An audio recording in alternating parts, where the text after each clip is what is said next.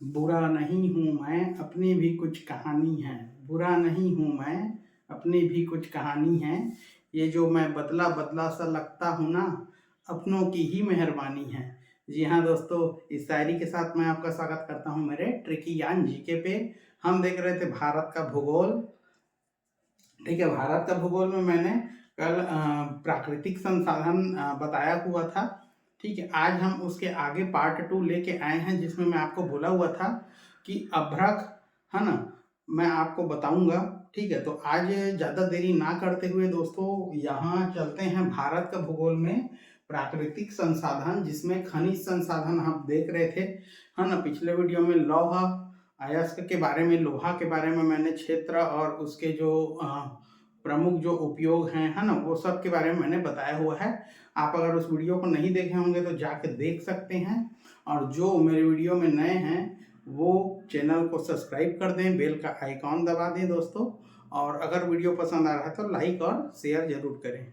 ठीक है, चलिए चलते हैं भारत का भूगोल, प्राकृतिक संसाधन। ठीक है, मैं अभ्रक पढ़ाने वाला था, तो चलिए चलते हैं अभ्रक की ओर। अभ्रक अभ्रक क्या है दोस्तों? भारत में विश्व के लगभग ये एक खनिज में आता है। ठीक है, अभ्रक का बहुत सारे चीजों में इस्तेमाल होता है, जैसे तापरोधी, ताप विद्युत, आगे आप लोग पढ़ेंगे। ठीक है, तो भारत में विश्व के लगभग 90% अभ्रक का उत्पादन होता है। अभ्रक, ठीक है, अभ्रक का उत्पादन कहाँ होता है दोस्तों? भारत में लगभग 90% होता है, मतलब प्रथम स्थान पर यही होगा। ठीक है, इस यहीं से समझ में आ रहा है कि भारत अभ्रक के उत्पादन में प्रथम स्थान प्राप्त करेगा पूरे विश्व में। ठीक है, तो आगे पढ़ेंगे, तो इसको याद रखिएगा आप लोग, 90%। ठीक है, ऊपर से आप लोग याद रखना है आपको, कायांतरित चट्टानों के सीट के रूप में पाया जाता है। ठीक है, देखिए यहाँ पर अभ्रक क्या होता है? आग्नेय। अभ्रक जो है आग्नेय तथा कायांतरित। ठीक है, इसको याद रखेंगे आप लोग, आग्नेय और कायांतरित चट्टानों में सीट के रूप में पाया जाता है। ठीक है, इसके बाद दूसरा पॉइंट देखते हैं दोस्तों, इसका उपयोग देखिए, मैंने आपको अभी बताया इसका उपयोग क्या है? तापरोधी। ठीक है, जो ताप हो रहा है उसको विरोध करना है, तापरोधी एवं ताप विद्युत निरोधक पदार्थ के रूप में किया जाता है, जिसका प्रयोग विद्युत तार में कुचालक के तौर पर करते हैं। ठीक है, इसके बाद देखते हैं अभ्रक कहाँ कहाँ पाया जाता है हमारे भारत देश में, किस किस राज्य में पाया जाता है। तो देखते हैं दोस्तों, आंध्र प्रदेश और झारखंड, ये दो ऐसे जगह है जहां अभ्रक प्राप्त होता है। तो आंध्र प्रदेश में कहाँ कहाँ? देखिए, आंध्र प्रदेश राज्य में नेल्लोर। ठीक है, और एक याद रखेंगे, विशाखापट्टनम। मैंने यहाँ पर नहीं है जगह, ये पूरा विशाखापट्टनम है दोस्तों, इसको पूरा लिख लेंगे। विशाखापट्टनम और नेल्लोर, आंध्र प्रदेश के विशाखापट्टनम और नेल्लोर में क्या होता है? अभ्रक का क्षेत्र मिलता है, मतलब अभ्रक पाया जाता है। ठीक है, दूसरा देखते हैं झारखंड। झारखंड में कोडरमा कोडरमा नामक जगह है, वहां अभ्रक की प्राप्ति होती है। गिरिडीह, ठीक है, आप लोग नोट करते चलेंगे, गिरिडीह है। इसके बाद दोस्तों हजारीबाग। ठीक है, इसके बाद पलामू। पलामू में क्या होता है दोस्तों? श्वेत नाम का अभ्रक मिलता है, मतलब श्वेत अभ्रक पाया जाता है। ठीक है, श्वेत अभ्रक पाया जाता है, पलामू में श्वेत अभ्रक पाया जाता है, लिख लेंगे। ठीक है, वहां जगह नहीं था इसलिए नीचे में लिखा। अब देखिए, भारत इस उत्पाद में, मतलब भारत अभ्रक के उत्पाद में विश्व में प्रथम स्थान पर है दोस्तों, नोट करेंगे, प्रथम स्थान पर है। ठीक है, अब आते हैं हम लोग दूसरा खनिज, सोना के बारे में। ठीक है, सोना को पढ़ते हैं। जाहिर सी बात है, स्वर्ण को ही सोना कहा जाता है। ठीक है, हम लोग स्वर्ण जिसको कहते हैं, भारत का अधिकतर सोना, ठीक है, भारत का अधिकतर सोना धारवाड़ संरचना, इसको नोट करेंगे, धारवाड़ संरचना के शिष्ट शैलों के क्वार्ट्ज सिराओं में मिलता है। धारवाड़ संरचना के शिष्ट शैलों के क्वार्ट्ज सिराओं में मिलता है। इसे धातु रेखा, नोट करेंगे, इसे धातु रेखा भंडार। ठीक है, इसे धातु रेखा भंडार, किसको दोस्तों? सोना को। सोना को क्या कहा जाता है? धातु रेखा भंडार भी कहा जाता है। ठीक है, धारवाड़ संरचना के शिष्ट शैलों के क्वार्टजाइट सिराओं से ये मिलता है। ठीक है, अगला देखते हैं सोना के प्रमुख क्षेत्र दोस्तों। ठीक है, सोना के प्रमुख क्षेत्र, तो देखते हैं सोना के प्रमुख क्षेत्र कहाँ कहाँ है। सबसे पहले राज्य देखते हैं, ये आया हुआ है दोस्तों सीजी व्यापम RI 2015 में ये पूछा हुआ है। जो अभी मैं सोना के क्षेत्र बताने जा रहा हूँ, कौन सा पूछा है? कोलार की खान। जी हाँ दोस्तों, कोलार की खान कर्नाटक में है। ठीक है, कर्नाटक में देखते हैं जगह कौन सा है दोस्तों, एक तो है कोलार की खान और एक है हट्टी। दो जगह क्या होगा, हमको सोना की प्राप्ति होगी। कर्नाटक में कहा दोस्तों? कोलार की खान, क से कर्नाटक और क से कोलार याद रखेंगे।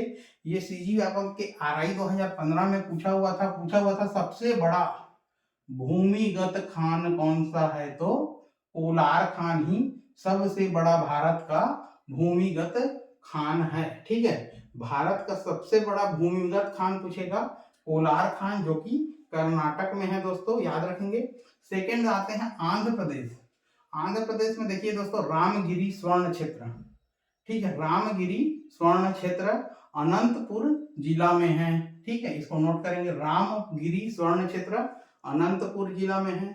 अब सेकंड देखते हैं रायचूर देश का। ठीक है, रायचूर देश का कुछ सोना, ठीक है, रायचूर देश का कुछ सोना नदियों के बालू में भी पाया जाता है। कहाँ दोस्तों? नदियों के बालू में भी पाया जाता है। इन्हें प्लेजर भंडार, ठीक है, याद रखेंगे, नोट करते हैं इसको, प्लेजर भंडार भी कहते हैं। ठीक है, नदियों में जो नदियों के बालू में जो सोना पाया जाता है उसको क्या बोलते हैं दोस्तों? प्लेजर भंडार भी कहा जाता है। देश का 25% सोना आंध्र प्रदेश से प्राप्त होता है। नोट करेंगे, आंध्र प्रदेश से 25% सोना प्राप्त होता है दोस्तों। देश से 25% सोना आंध्र प्रदेश से प्राप्त होता है। ठीक है, प्रमुख नदियां जहां सोना मिलता है, किन किन नदियों में सोना मिलता है वो नोट करते हैं। स्वर्ण रेखा, स्वर्ण रेखा कहाँ है दोस्तों? झारखंड में है। तो इस झारखंड में क्या मिलता है? स्वर्ण रेखा में सोने के कण मिलते हैं। ठीक है, सोना मिलता है। सोना सिंधु, ठीक है, दूसरा क्या है? सोन सिंधु। ठीक है, सोना सिंधु नहीं है, सोन सिंधु है, जो कि लद्दाख के पास स्थित है। ठीक है, नोट करेंगे, लद्दाख के पास सोन सिंधु नामक नदी है, वहां पर सोना मिलता है। और एक स्वर्ण रेखा है झारखंड में, जहां पर सोना मिलता है। आप लोग अच्छे से याद रखिएगा दोस्तों, इसको अच्छे से पढ़िएगा, 2 बार नहीं 3 बार नोट्स बनाते चलेंगे। भले ये संक्षिप्त रूप में नोट्स है, इसके बाद में आपको आगे के क्लास में अच्छे से मैप द्वारा मैं पढ़ाऊंगा दोस्तों। लेकिन हमारा टारगेट अभी क्या है कि एग्जाम जो आ रहे हैं पास, उसमें संक्षिप्त रूप से जितना सिलेबस दिया हुआ है उतने सिलेबस को क्लियरली हमको पढ़ना है। ठीक है, तो चलिए देखते हैं स्वर्ण सिंधु और स्वर्ण रेखा। स्वर्ण सिंधु और स्वर्ण रेखा, स्वर्ण रेखा झारखंड, स्वर्ण सिंधु लद्दाख के पास। ठीक है, अब आते हैं हीरा। हीरा के बारे में पढ़ते हैं दोस्तों। हीरा, हीरा के बारे में ज्यादा कुछ ऐसा है नहीं दोस्तों। ठीक है, यहाँ सीधा सीधा मैंने क्षेत्र को बताया हुआ है। मध्य प्रदेश में पन्ना, पन्ना जिला है जहां हीरा पाया जाता है। मध्य प्रदेश में क्या है? पन्ना जिला है जहां हीरा पाया जाता है। दूसरा आंध्र प्रदेश, मुनी मांडुगु। ठीक है, मुनी मांडुगु, नोट करेंगे, मुनी मांडुगु, बंगनपल्ले मिश्र पिंडास्म। ठीक है, बंगनपल्ले मिश्र पिंडास्म, जो कहाँ है? कुर्नूल जिले में है। ठीक है, कुर्नूल जिला में स्थित है क्या दोस्तों? मुनी मांडुगु। ठीक है, इसको क्या कहते हैं? बंगलपल्ले मिश्र पिंडास्म, जो कुर्नूल जिला में है, यहाँ पर हीरा पाया जाता है। और एक हीरा पाया जाता है कृष्णा नदी घाटी का रेतीला क्षेत्र में, हमको हीरा की प्राप्ति होती है। ठीक है, मध्य प्रदेश और आंध्र प्रदेश, याद रखेंगे, मध्य प्रदेश और आंध्र प्रदेश। ठीक है, आज के लिए अभी इतना ही है दोस्तों। इसके आगे हम देखते हैं कि और कौन कौन सा खनिज है जो बहुत ही इंपॉर्टेंट और एग्जाम में आए हुए हैं। ये भी एग्जाम में व्यापम में पूछा हुआ है दोस्तों। ठीक है, तो आप लोग इसको अच्छे से नोट करिएगा। ठीक है, और इसको अच्छे से नोट करके याद करिएगा। याद करना बहुत ही जरूरी है दोस्तों। ठीक है, छोटी छोटी बातें हैं लेकिन वो बहुत बड़ी बातें होती हैं दोस्तों। ठीक है, तो ध्यान रखिएगा और अच्छे से कम पढ़िए लेकिन बम पढ़िए। ठीक है, कम पढ़िए लेकिन बहुत अच्छे से पढ़िए। बोलते हैं ना, कम पढ़ेंगे लेकिन बम पढ़ेंगे, मतलब जो पढ़े कम पढ़िए लेकिन उसको कंठस्थ कर दीजिए। ठीक है, ऐसा पढ़ना जरूरी है। ज़्यादा पढ़ के आधा याद करना कोई मतलब का नहीं है, ठीक है। फिर वो ये हो गया कि वो एग्जाम में याद होगा ही नहीं। आपने बहुत सारा पेज 5 पेज पढ़ लिया लेकिन उसमें से एक ही पेज याद है, तो कोई मतलब नहीं है। इससे अच्छा 2 पेज पढ़ो और दोनों पेज हमको याद हो जाएं, ठीक है। तो चलिए इसको अच्छे से स्क्रीनशॉट ले लीजिए। इसके बाद मैं वीडियो को बंद करूंगा। सबको जय छत्तीसगढ़, जय जोहार।